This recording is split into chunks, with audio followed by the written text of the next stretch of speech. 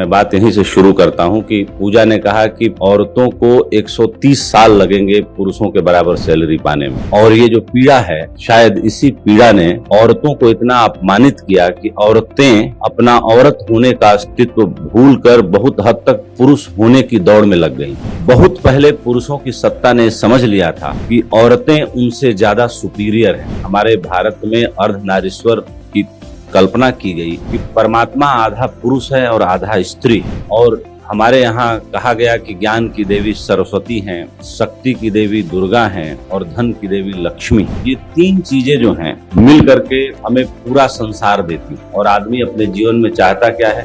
धन, सम्मान और प्यार, प्रेम, इन सब की सुरक्षा चाहता है। कि भगवान श्री कृष्ण ने गीता के 10वें अध्याय के 34वें श्लोक में औरतों के 7 गुणों के बारे में बोला था। श्लोक क्या था, मैं पढ़ देता हूँ।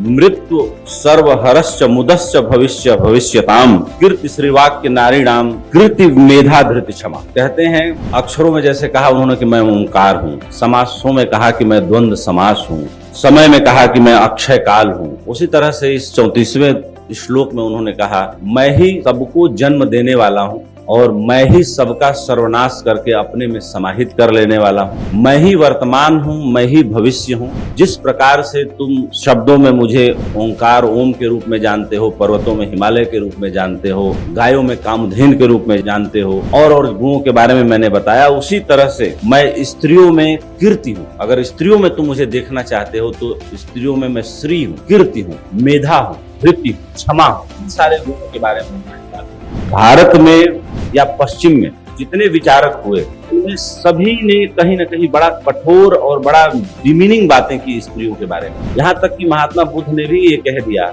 स्त्रियां अगर संघ में शामिल होंगी तो संघ की आयु 500 साल से ज्यादा नहीं बचेगी। 500 साल में संघ खत्म हो जाएगा, समाप्त हो जाएगा। आदि शंकर 3000 साल पहले हुए, उन्होंने भी स्त्रियों के बारे में जो कहा कि स्त्रियां नरक की खान है, बाद में उसको सुधारा। लेकिन शुरुआत में सारे दुनिया के बड़े साधकों को, बड़े विचारकों को डर लगा स्त्रियों से। जितने विचारक हुए सबने बड़ी डिमीनिंग बातें करी। यहाँ तक कि चीन में सन 70 तक अगर कोई पुरुष स्त्री का मर्डर कर दे, मार दे जान से, तो उसके ऊपर केस नहीं दर्ज होता था।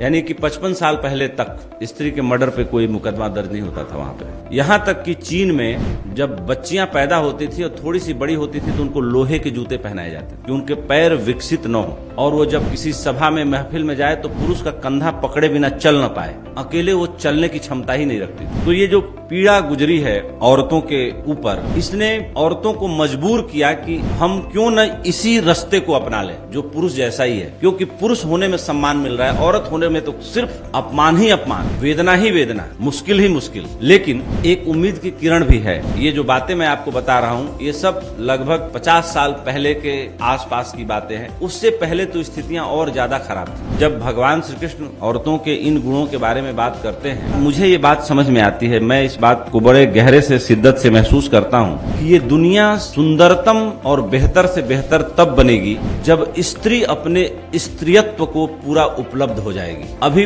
पुरुष ने डकैती डाल रखी है अपने प्रभाव से, अपने अस्तित्व से। अभी वो कहीं न कहीं इस द्वंद में है कि मुझे पुरुष के बराबर बैठना है। कभी स्त्री पुरुष से बहुत आगे थी। आज से 100 साल पहले भारत देश में एक परिवार में बमुश्किल 1-2 आदमी की शादी होती थी। जेंडर रेशियो इतना गिरा हुआ था, इतना खराब था। महाभारत में अगर द्रौपदी की शादी 5 पुरुषों से हुई तो तब ये बहुत सामान्य बात थी। तब ऐसा ही होता था, क्योंकि 100 साल पहले का इतिहास आप जाके देख लीजिए, प्रेमचंद की कहानियों को पढ़ लीजिए, पुराना साहित्य पढ़ लीजिए, रजनी पामदत्त की किताब वर्तमान भारत को पढ़ लीजिए, आपको समझ में आ जाएगा कि हमारी स्थिति क्या थी। इम्बैलेंस पैदा हुआ समाज में। और इम्बैलेंस कैसे कैसे पैदा हुआ?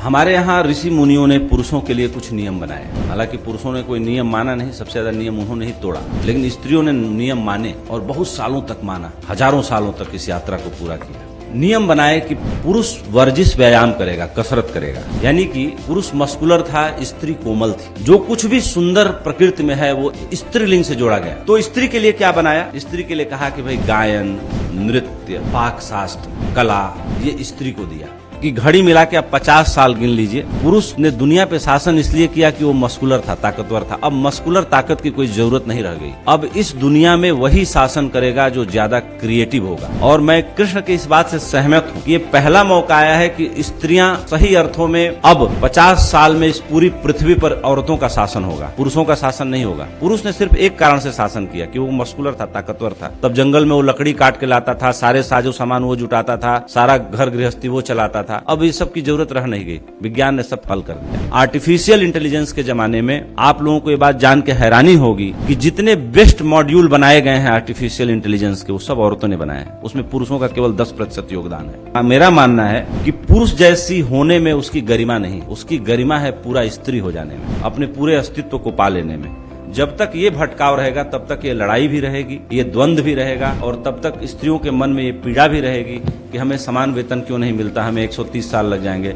मैं 130 साल को घटा के और छोटा कर रहा हूँ कि समान वेतन तो स्त्रियों को लगभग अब मिलने लगा है, मिल ही जाएगा, लेकिन 50 साल में स्त्रियों का शासन होगा इस पृथ्वी पर। धन्यवाद। जय हिंद, जय भारत।